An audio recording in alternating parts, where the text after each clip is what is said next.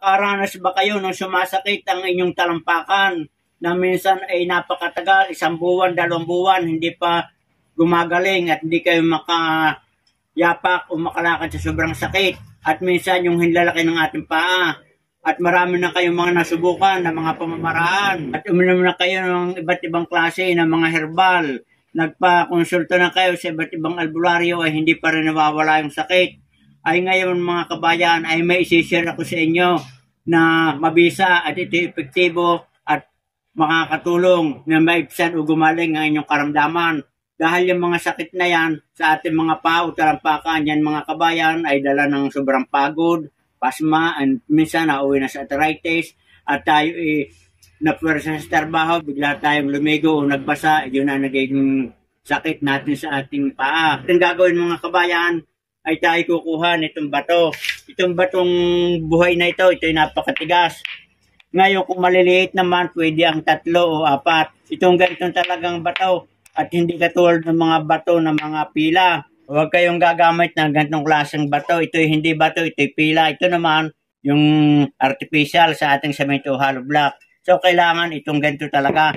Batong buhay, ito ay lumalaki. At ang ating gagawin dito mga kabayan, ay ating painitan ng init na init, halos magbaga dito sa apoy.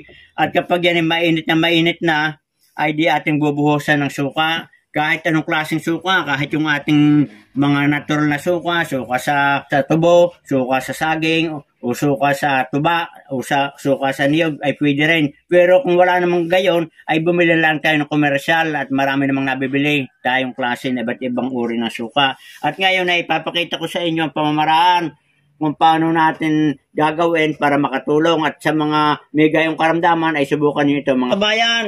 Atin ang hunin at medyo napakainit na. Ating lalagyan ng suka at yung usok, yung singaw niya ay siya magpapagaling sa ating sakit sa talampakan, sa ating paa.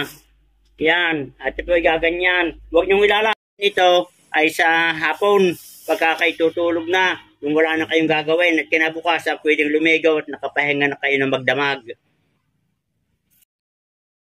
So yan mga kabayan, yan, kita nyo singaw.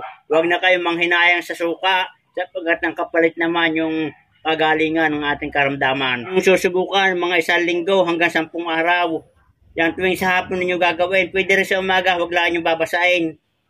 At huwag kayong liligo. So yan mga kabayan, good luck and good health at sana ay may natutunan kayo sa binahagi kong ito sa aking naman ng pamamaraan sa gamot sa pananakit ng ating talampakan.